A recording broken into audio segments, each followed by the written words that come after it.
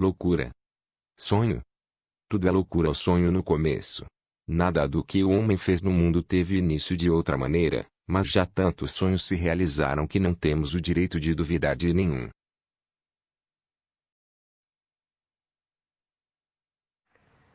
Apresentar Monteiro Lobato esbarra sempre em duas dificuldades. A primeira é o fato de que muito já se disse sobre ele e sempre parece que nada mais há que se dizer. A segunda, e certamente a mais desafiadora, é que ele foi, como ser humano e como literato, uma figura muito complexa, o que torna a tarefa de apresentá-lo também muito complexa.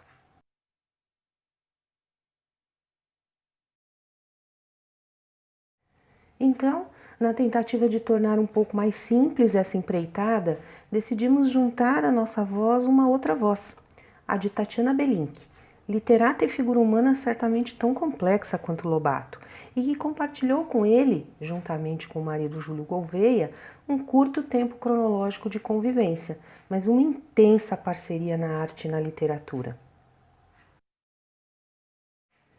Em entrevista concedida com exclusividade em maio de 2009, Tatiana nos recebeu em sua casa especialmente para falar de Lobato.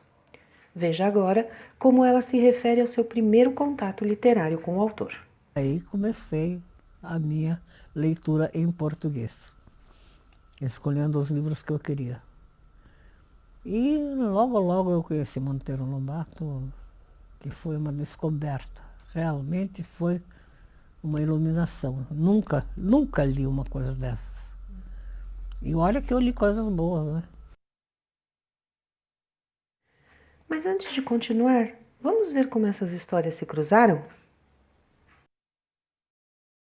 Em 18 de abril de 1882, em Taubaté, no interior de São Paulo, nascia José Renato Monteiro Lobato. Aos 9 anos de idade, o filho de José Bento Marcondes Lobato e Olímpia Monteiro Lobato escolheu chamar-se José Bento Monteiro Lobato, para poder usar a bengala que herdou do pai e que tinha as iniciais JBML.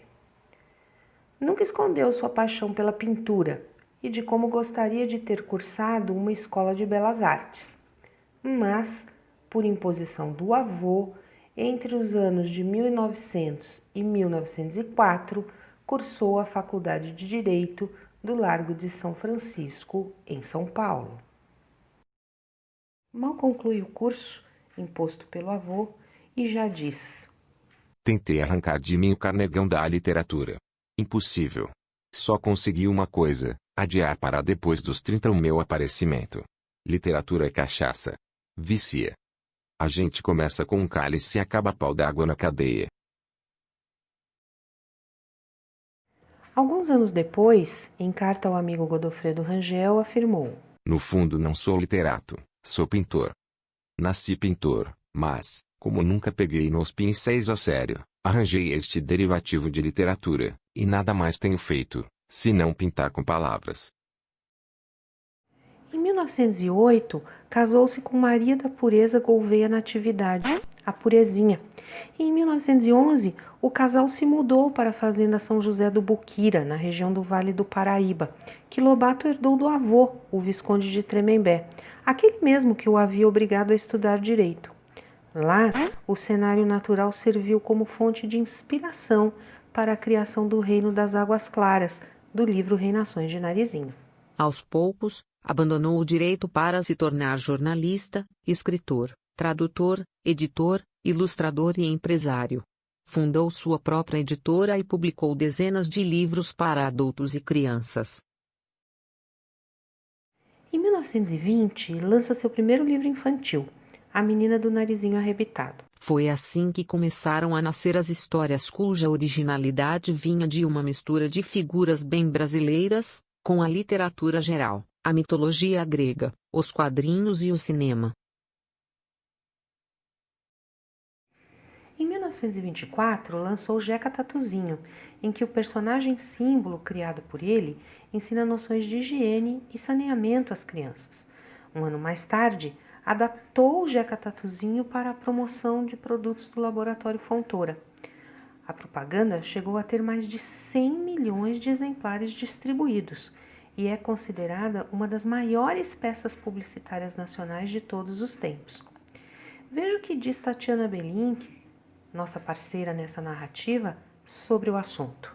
O primeiro texto brasileiro que eu li foi de Monteiro Lobato, quando eu tinha 10 anos e alguns meses. Quando eu cheguei ao Brasil, eu estava morando na Rua Jaguaribe e distribuí um folheto de propaganda do Laboratório Fontoura e era promovendo um remédio chamado o quê? Ancilostomina? Sobre amarelão, sobre a doença do interior.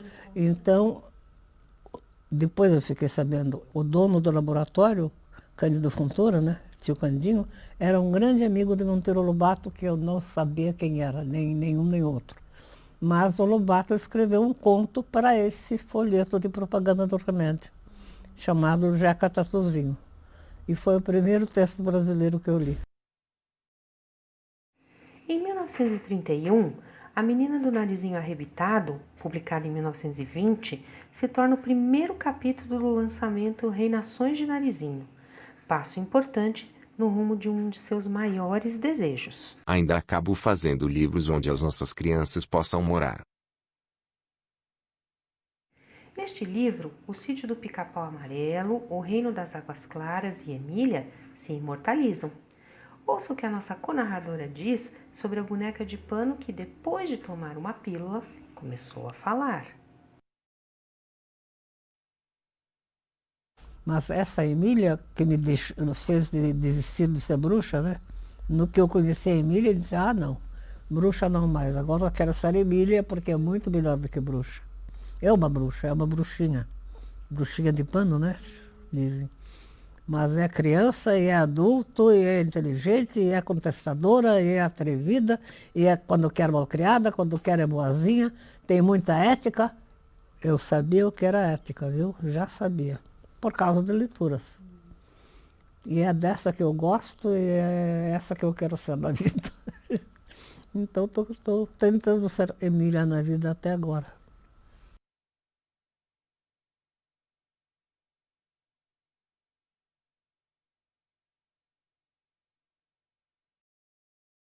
Lobato foi um homem de seu tempo e, como tal, sempre esteve envolvido em polêmicas. Foi assim que manifestou severas divergências com os modernistas da Semana de 22, dos quais, anos mais tarde, editou diversos livros, mostrando sua capacidade de rever posições sempre que a vida lhe colocava novos fatos. Vamos ouvir o que tem a dizer nossa conarradora sobre o episódio? E ele teve uma briga com o pessoal lá da Semana de Arte Moderna, que não entenderam nada, e ele era muito mais moderno do que todos eles. E brasileiro. Eles eram um tanto europeizados. Queriam virar Europa aqui. E o Lobato era muito brasileiro e muito moderno. Em 1941, se envolve em uma das maiores polêmicas de sua vida, criticando o presidente ditador Getúlio Vargas. Em janeiro daquele ano, é preso e levado ao DEOPS, Delegacia Especializada de Ordem Política e Social, órgão de repressão do governo Vargas, onde permanece incomunicável por 4 dias. Em março, é novamente preso. Agora enquadrado na Lei de Segurança Nacional, é condenado a uma pena de 6 meses de reclusão. Isso por conta das cartas que enviou a Getúlio e ao seu general Góes Monteiro, pelas quais é acusado de injuriar, por meio de palavras, os poderes públicos ou os agentes que o exercem. Sob censura, a imprensa é proibida de noticiar o fato. Ainda preso, escreve para outro general um irônico agradecimento. Passei nesta prisão, general, dias inolvidáveis, dos quais me lembrarei com a maior saudade. Tive o ensejo de observar que a maioria dos detentos é gente de alma muito mais limpa e nobre do que muita gente de alto bordo que anda solta. Em meados dos anos 40, Tatiana Belink e Júlio Gouveia enfim conhecem Monteiro Lobato pessoalmente. Veja o que ela diz. E o que aconteceu é que o Lobato nos procurou. E isso antes da televisão, porque ele não chegou a conhecer a televisão, ele morreu antes, pouco antes, 2, 3 anos antes. Mas uma vez, essa história também parece mentira, né? Nós estávamos em casa, já tinha 2 filhos pequenos. E o meu filho, de quem eu fui irmã, estava com 11 anos, 12. Morava perto, era vizinho. E estávamos o Júlio e eu, de noite, conversando entre nós, e tocou o telefone, e eu atendi. E era uma voz assim meio seca, dizendo, aí é a casa de Júlio Gouveia? Eu disse, quem quer falar com ele? Aqui é Monteiro Lobato. E eu disse, é mesmo, aqui é o Rei Jorge. Eu achei que era trote, troco de quê? O Monteiro Lobato ia telefonar para a gente. Nós ainda não éramos, nem eu era nenhuma Tatiana Belim, que agora é um nome conhecido, mas nem o Júlio era conhecido. Ele era pai de família, médico, eu era mãe de família. Eu traduzia um pouco livros, mas não era conhecido. Enfim, ele riu, né? Ele disse, não, é Monteiro Lobato mesmo. Eu li o artigo do Júlio Gouveia na revista Literatura e Arte, de vez em quando o Júlio escrevia sobre vários assuntos, e ele escreveu sobre a literatura infantil de Monteiro Lobato, um artigo nessa revista. E caiu na mão do Lobato. Ele disse, li o artigo, gostei e quero conhecer esse Júlio. Posso ir aí hoje à noite? Desse jeito. Posso ir aí hoje à noite? O que você acha? Eu até esqueci que eu era do Rei Jorge. Então, aí ele veio. 1h30 depois ele estava lá em casa e o Júlio abriu a porta para ele e ele olhou para o Júlio, apontou o dedo assim e disse, na tua idade eu tinha a tua cara. Não era bem a mesma, mas era o mesmo tipo. Com sobrancelhas grandes, né? Um tipo de brasileiro meio português, com aquela barba cerrada, cinzenta, sobrancelhas grandes, olhos negros. Era o tipo, não era a cara. O Júlio era mais bonito. E o Júlio tinha covinha no queixo e o Lobato não tinha. Mas ele veio e ficou lá conversando e foi muito interessante. Não decepcionou, pelo contrário. Pelo contrário. Tudo que ele dizia era interessante. Ele era tão inteligente, tão agudo. Em seguida, tivemos mais relações, estivemos em casa dele, porque foi uma palestra, uma conversa muito agradável, né? Foi muito bom. Imagina se nós não gostamos, pelo jeito ele também gostou, né? Que convidou para a casa dele, nós estivemos lá e tal. Quem nos deu a licença de adaptar a obra dele foi a dona Porezinha, a viúva, né? Porque nos conhecia, sabia que nós íamos fazer uma coisa direita, respeitando muito e curtindo muito esse sítio do Pica-Pau Amarelo, né? Foi muito bom, muito gostoso. Pena mesmo que ele morreu muito pouco tempo depois, poucos anos depois. Nós o conhecemos, acho que ele morreu em 48, né? E nós ficamos às voltas com ele uns 3, 4 anos antes. Mas não deu tempo dele ver o que nós fizemos. Como disse Tatiana, Lobato morreu antes da televisão, ou seja, antes de ver até onde a magia da TV poderia levar o mundo encantado que criou para as crianças daqui. Depois da morte de Lobato, o sítio do Pica-Pau Amarelo foi adaptado algumas vezes para a televisão. A primeira delas foi exatamente por Júlio Gouveia e Tatiana Belink, a partir dos direitos da obra cedidos por Dona Purezinha, a viúva do escritor.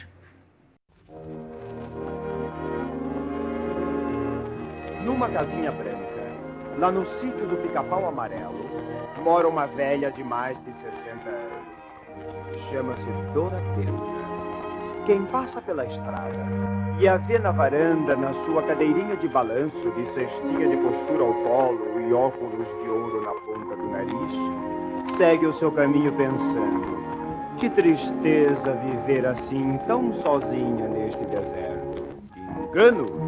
Dona Benta é a mais feliz das vovós. O casal Tatiana e Júlio fez esta primeira adaptação para a TV Tupi. O primeiro episódio da série estreou em forma de teleteatro em 3 de junho de 1952, no horário das 19h30, com a história A Pílula Falante, e ficou no ar por 12 anos até 1964. Neste episódio, Emília ainda está com a fala recolhida e só emitia alguns poucos sons.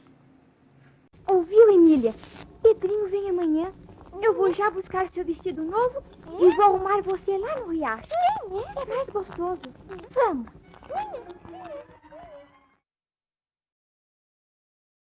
Depois de 12 anos de sucesso na Tupi, a segunda adaptação veio por uma produção da TV Cultura em 1964. Entretanto, ficou no ar apenas 6 meses, porque a versão não conquistou o público. A terceira adaptação estreou em dezembro de 1967, novamente sob o comando de Júlio e Tatiana e com os atores da época da Tupi. Entretanto, o fato do programa ser gravado, com um tempo de até 8 horas para ser realizado, a interrupção por intervalos comerciais e a falta de liberdade para criar, não agradou Júlio e Tatiana. Depois de um início muito conturbado, o programa se estabilizou e ficou no ar até 1969, quando foi cancelado por baixa audiência. A quarta e quinta adaptações aconteceram ambas pela Rede Globo e foram transmitidas para todo o país. Uma entre os anos de 1977 e 1986, e outra entre 2001 e 2007, que não teve o mesmo sucesso da anterior. No dia 7 de março de 1977, estreou na Rede Globo de televisão O Sítio do Pica-Pau Amarelo, uma série baseada na obra de Monteiro Lobato e que foi ao ar até 86. O programa era uma parceria da Globo com a TVE. E a série seguia a lógica dos livros de Monteiro Lobato, ou seja, em cada livro, Narizinho, Pedrinho, Emília, etc., se envolviam em alguma aventura. Na televisão era assim, cada historinha rendia de 5 a 20 episódios. Quando terminava a historinha, começava uma nova história, e por aí ia. Avisem aos 4 ventos, o Sítio do Pica-Pau Amarelo está de volta. A partir de outubro, a obra encantada de Monteiro Lobato vai rechear nossas manhãs com sonhos e fantasias no mundo do faz de conta. Quem diria? Dos livros pra telinha do Plim Plim, as histórias de Dona Benta, Pedrinho, Narizinho, Visconde, Emília e companhia estão ganhando nova leitura e caras novas também. Como não poderia deixar de ser, Lobato permaneceu polêmico mesmo décadas após a sua morte. E uma das principais polêmicas envolvendo o escritor é a da sua posição sobre a questão racial. Em 2010, o Ministério da Educação chegou a recomendar o recolhimento de seus livros das escolas públicas. Mas, diante das acusações de censura, a decisão foi revista já no ano seguinte, com uma recomendação de que nas edições futuras se colocassem notas explicativas para contextualizar a obra. O assunto voltou à baila no ano passado, quando a obra de Lobato entrou em domínio público, e desde então já foram lançadas dezenas de adaptações que retiram ou modificam tais menções dos textos escritos por ele. É importante lembrar, entretanto, que Lobato escreveu entre 30 e 40 anos depois do fim da escravização dos negros em nosso país, situação que perdurou mais de 300 anos e que, por certo, deixou suas marcas. Vamos pensar juntos sobre isso?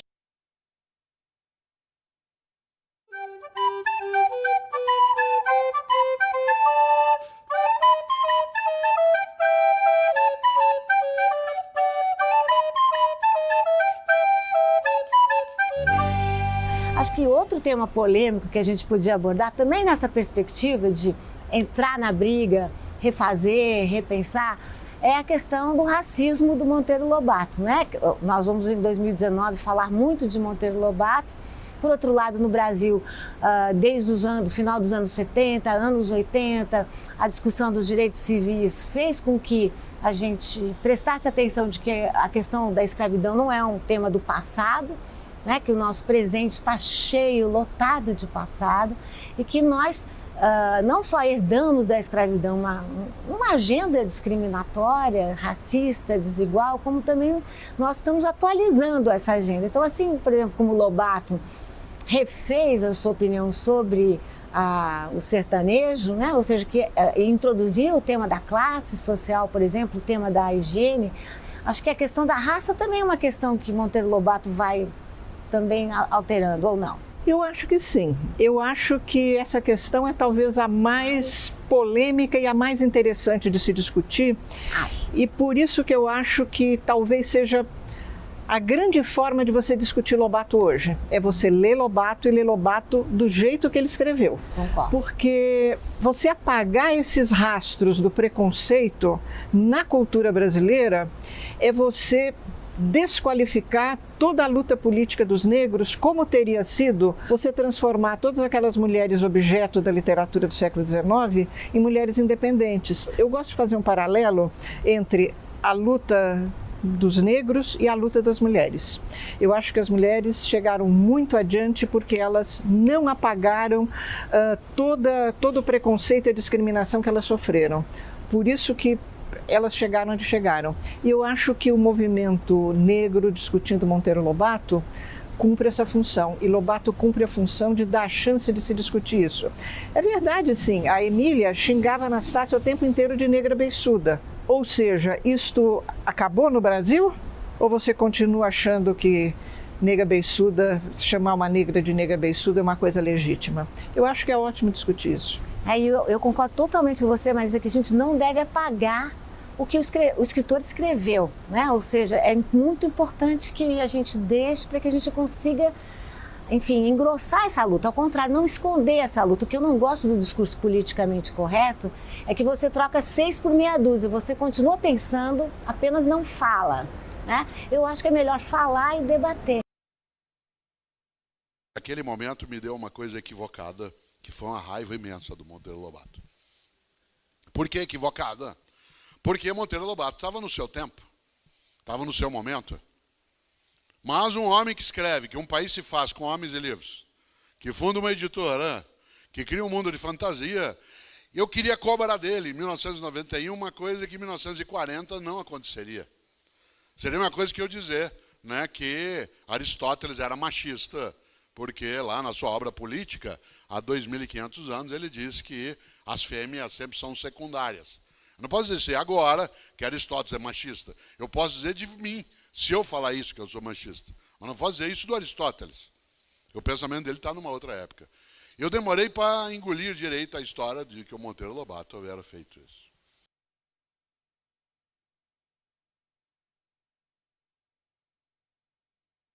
Eu acho que tem um momento da obra dele que a tia Anastácia é chamada como uma espécie de consultora internacional para um mundo que está em guerra. Eu acho esse momento muito interessante. Ela é convocada pelos grandes líderes europeus nas vésperas da Segunda Guerra.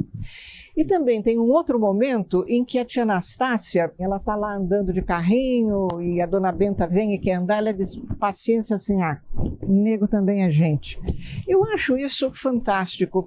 Ou seja, há na obra do Lobato a ambivalência da relação com o negro, que é essa ambivalência da cultura brasileira, eu acho. Que por outro lado ela fala, paciência, sim, negro também é gente. Ou seja, ela, ao mesmo tempo que questiona, claro, ela recupera a hierarquia, né? Então, essa ambiguidade, essa contradição, essa ambivalência, que eu acho que até apareceu aqui entre nós, que eu acho que os professores, os pais têm que deixar brotar, né? Não apagar.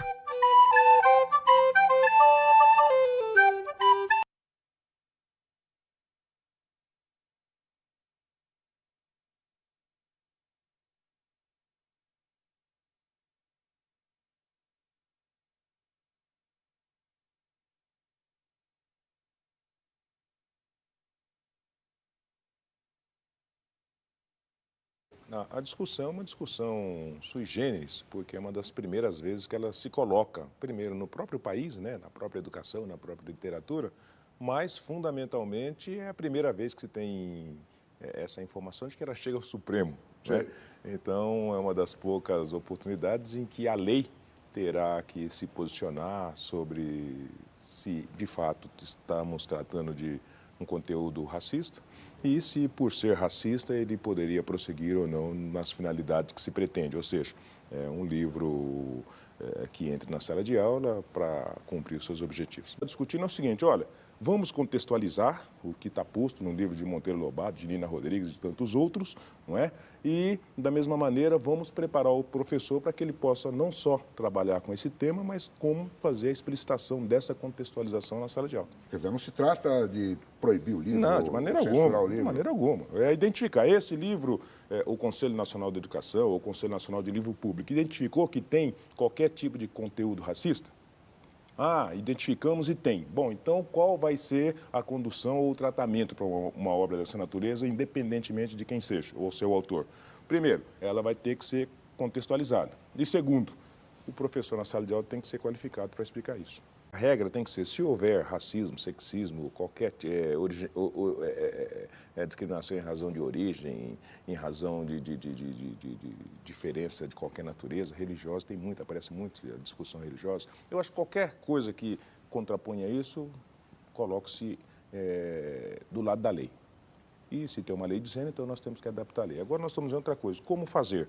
Agora, eu acho que nós temos capacidade, a academia tem capacidade de criar um grupo de estudos, ou um grupo de análise, ou um conselho de avaliação que pode se debruçar e identificar coisas dessa natureza. Eu acho que menos ruim do que ter um conjunto de pessoas analisando se essa ou aquela obra contém ou não contém manifestações racistas, seria não tê-lo, né? Porque aí nós continuaríamos como sempre fomos. Isso sempre existiu, sempre esteve na literatura de toda a natureza e a gente nunca se manifestou. E os prejuízos são todos esses que nós assistimos até hoje, não é? E se nós somos um país com compromissos e com responsabilidades nesse tema de valorização e respeito à dignidade das pessoas humanas, então nós vamos ter que construir os mecanismos que permitam fazer com que isso prevaleça.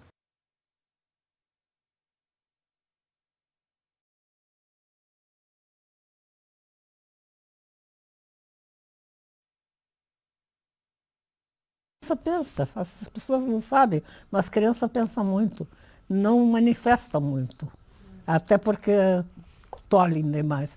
Não se meta da sua conta, não seja curiosa, não é para criança, essas bobagens. Então elas se recolhem e não falam o que pensam, o que é uma pena. Aquelas que deixam em paz falam, e como falam. E que falam coisas interessantes. Eu não acostumo com as coisas, com as surpresas que as crianças me fazem. E você, o que acha dessa discussão? Ouça, pesquise, leia as obras, discute e forme sua própria opinião sobre o assunto.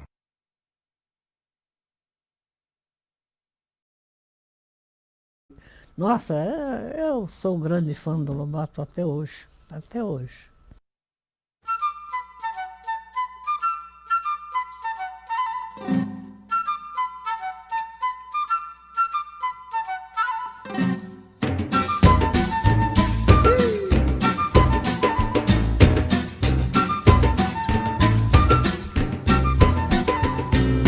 Marmelada de banana, bananada de goiaba, goiabada de marmelo. Sítio do Pica-Pau Amarelo, sítio do Pica-Pau Amarelo.